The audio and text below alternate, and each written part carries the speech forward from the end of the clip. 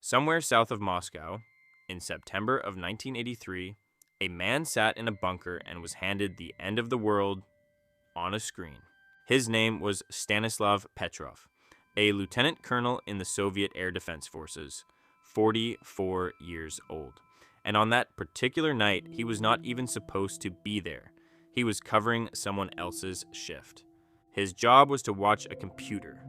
The computer was part of a brand new early warning system called OKO, Russian for eye, a ring of satellites parked in high orbit, staring down at the missile fields of the United States, waiting for the hot flare of a launch.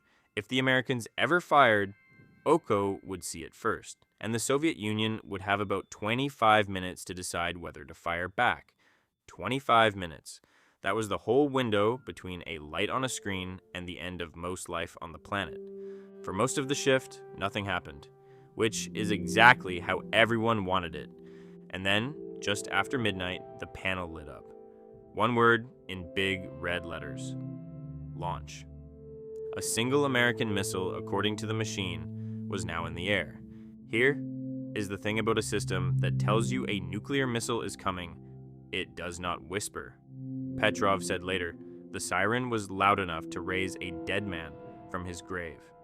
Every head in the room turned to him because he was the man in the chair.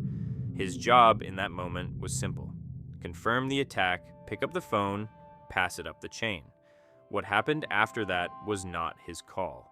Generals would handle the ending of the world. He just had to tell them it had started, and he hesitated. Something felt off. One missile. If the United States were finally starting the war, everyone had spent 40 years dreading, why open with a single rocket? That is not how you take down a superpower. You do not tap someone on the shoulder before a bar fight. A real first strike would be everything at once. Hundreds of them. An overwhelming wall coming over the pole. One missile made no sense. So he waited. And while he sat there not trusting the machine doubled down. A second light, a third, a fourth, a fifth. 5 American missiles now, the screen insisted. All inbound. 5 is worse than 1. 5 looks a lot more like a real war. And the clock in his head was still running, eating through his 25 minutes. Everything he had been trained to do pointed at that phone. The system was screaming. The protocol was clear. And this was not a calm decade for judgment calls. Just 3 weeks earlier, the Soviets had shot a Korean passenger plane out of the sky and killed everyone on board. Both sides were about as jumpy as two countries sitting on thousands of warheads can get. Any reasonable officer could have picked up that phone and been completely within the rules. Petrov did not pick up the phone. He decided the computer was lying. He had a few reasons, and not one of them was a certainty.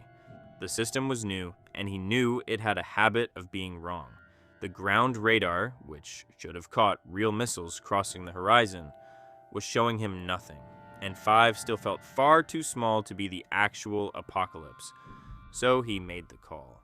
He got on the line to his superiors and reported the whole thing as a malfunction. A glitch. Nothing incoming. And then he had to sit there, because calling it a false alarm does not stop the clock. If he was wrong, the warheads were still on their way, and he had just talked his own country out of firing back.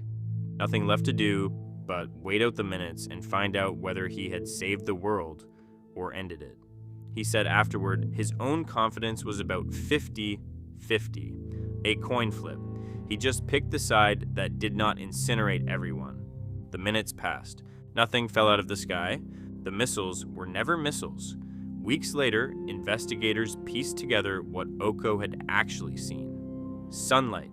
Near the autumn equinox, the sun was catching high-altitude clouds over the United States at a rare angle, and the glare lined up perfectly with the satellites. The system was built to spot the heat of a rocket engine, and it decided that shine off a cloud was close enough. 5 clouds, 5 missiles, one very bad night.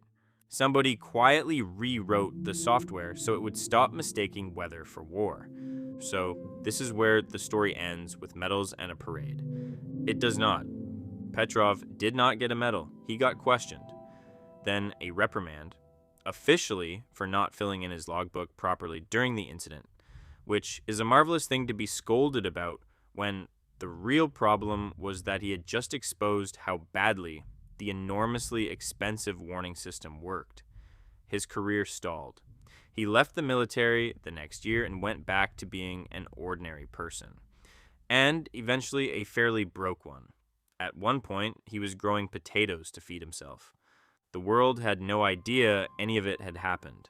It stayed secret until 1998 when a Soviet general mentioned it in a memoir, and people slowly worked out that a man they had never heard of had once sat alone with the apocalypse and told it to go away. Late in his life, the recognition finally showed up. A prize in Germany, a ceremony at the United Nations, interviews where a quiet, retired officer kept insisting he was not a hero, that he was just the guy who happened to be in the chair that night doing his job. Which is the part that stays with you. The world was not saved by a treaty, or a summit, or a wise leader in a big room. It came down to one tired man on a shift he was covering for someone else, deciding not to trust a screen, and then going home and telling no one for 15 years.